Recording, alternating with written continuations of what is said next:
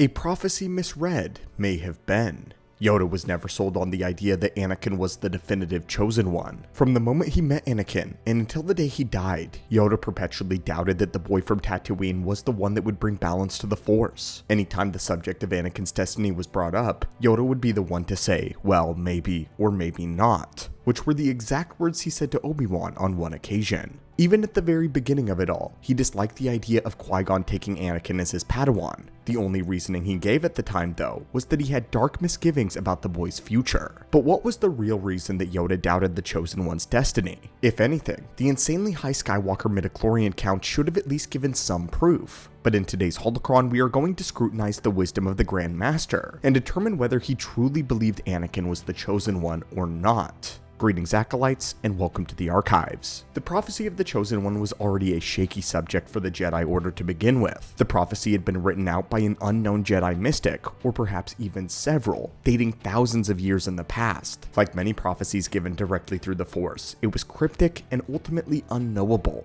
The exact lines of the prophecy are never exactly contained into a single poem either, but broken up into many lines and different phrases. Each one could have been a separate divination about the Chosen One that the mystic received from the Force, and these phrases were not exactly clear. They called the Chosen One the Son of Suns, but it also included many other confusing wording. And by the time of Yoda, the prophecy was considered unknowable by the Jedi. For instance, there were some phrases like, "She who will be born to darkness will give birth to darkness, and when the Kyber that is not Kyber shines forth, the time of prophecy will be at hand." The longest and the most complete version of the prophecy comes from the canon Master and Apprentice novel, which goes into greater detail and writes this: "Only through sacrifice of many Jedi will the Order cleanse the sin done to the nameless. The danger of the past is not the past, but sleeps in an egg. When the egg cracks, it will threaten the galaxy entire. When the Force itself sickens, past and future must split and combine. A Chosen One shall come, born of no father, and through him will ultimate balance in the Force be restored." Several of those lines can be deciphered using hindsight, such as the sacrifice of many Jedi clearly being Order 66, and the danger of the past sleeping in an egg being the rule of two. But at the time of meeting Anakin, these lines were twisted, confusing, and distant. They had simply been left in the Great Holocron, and were not bothered with. Only Jedi like Dooku and Qui-Gon Jinn ever visited the Holocron of Prophecies and studied these words directly. The members of the Council were familiar with the Chosen One prophecy, but they didn't really place any stock in it. As far as they were concerned, the Sith were extinct, and balance had already been achieved. The Jedi had been in charge for nearly 1,000 years, and this was the opinion that Yoda held as well. Because of how cryptic and misleading the prophecies can be, a lot of the time the Jedi take a back seat to them. According to Jedi doctrine, attempting to change the future or becoming obsessed with it will lead one to anxiety and even the dark side. The Jedi were taught to follow the flow of the currents of time, allow history to unfold naturally, and according to the Council, the prophecies were meant to be used as flashlights in a dark room. They could illuminate certain aspects of what was to come,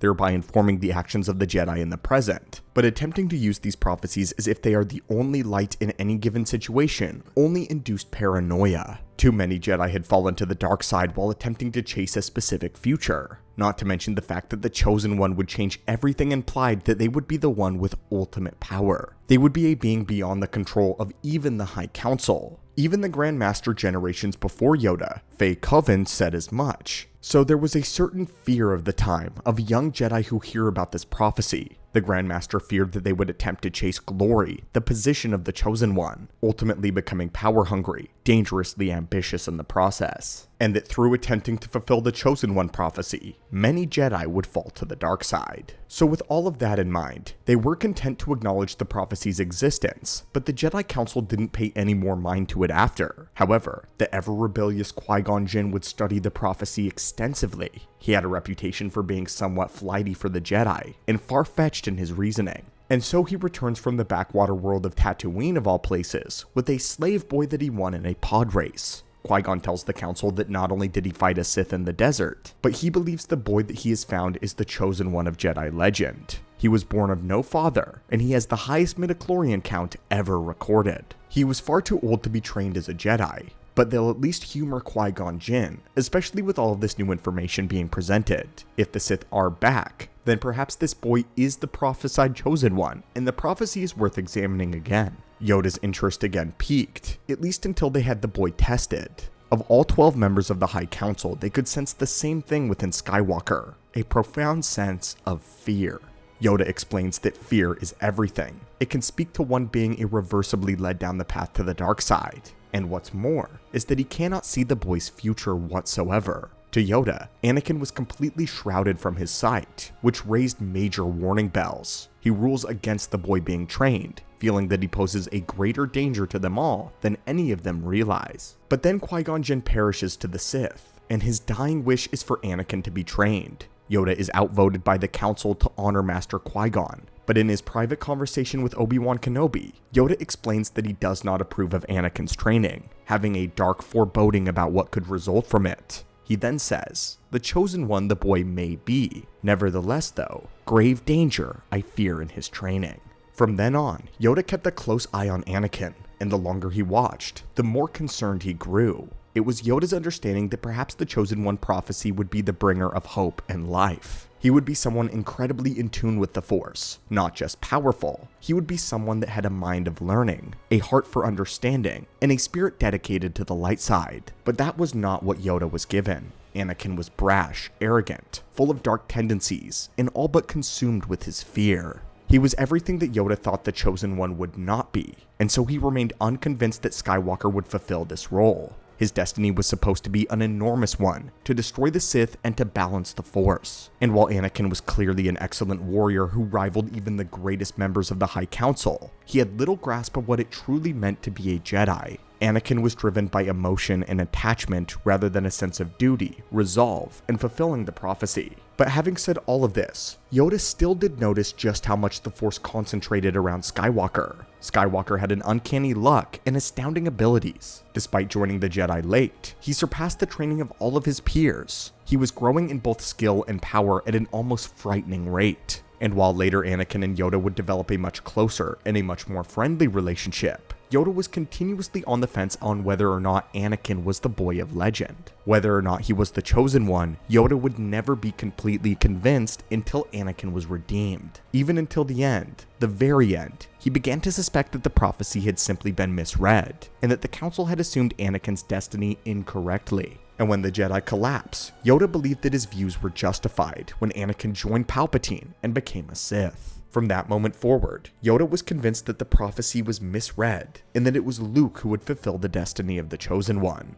Obi-Wan had his belief shattered on Mustafar as well, when he screamed at Anakin, saying that he was to destroy the Sith, not join them. But once he had a long talk with Yoda and saw the birth of the twins, Obi-Wan too was convinced that Luke, that the son of Skywalker, would be the true chosen one of destiny. In the end though, the Jedi were wrong. Vader would come back to the light and destroy both Sidious and himself, fulfilling the prophecy. But it was all of the dark events leading up to it that smashed Yoda's faith in Anakin, made Yoda completely deny that he was ever the chosen one of ancient prophecy. Yoda's skepticism about Anakin being the chosen one was rooted both in his understanding of the Force and a growing mistrust of the prophecy. While the Council had to officially recognize Anakin as the chosen one due to the unprecedented midichlorian count he possessed, as well as Qui-Gon Jinn's insistence, Yoda remained unconvinced. He sensed fear, attachment, and volatility, traits that led to the dark side. Unlike other Jedi who were willing to trust the ancient prophecy blindly, Yoda perceived that the Jedi were interpreting the prophecy very literally and far too confidently.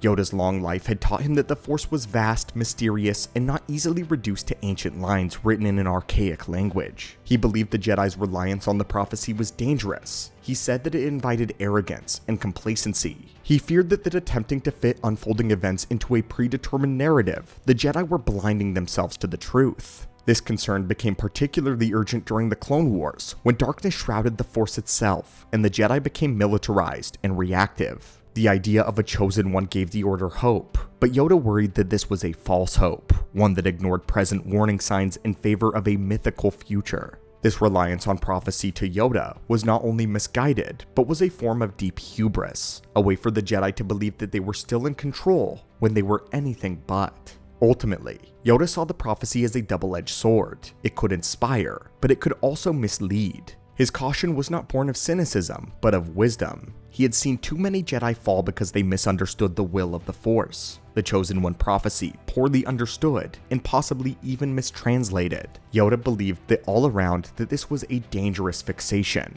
and that this was even partially proven with individuals like Dooku joining the dark side. Yoda believed that trusting Anakin to single-handedly bring balance would blind the Jedi Order to his growing instability and a growing attachment. Yoda's doubts foreshadowed the fall of the Jedi, serving as a quiet but a tragic warning that even the most revered wisdom can be drowned out by the seductive promise of destiny. And so, my friends, there it is. But of course we want to know what your thoughts are. If you were in Yoda's position, would you take a closer look at the prophecy given? Or do you believe that it was dangerous? Just as dangerous as Yoda thought. That it would corrode Jedi, cause them to embrace the dark side, to give in to their own power, hubris, arrogance. Do you think that Yoda handled the situation well by never outright stating that he believed or didn't believe that Skywalker was the Chosen One, always remaining on the fence? Let us know your thoughts and comments down below. And as always, my friends, thank you so much for visiting the archives here today, and may the Force be with you.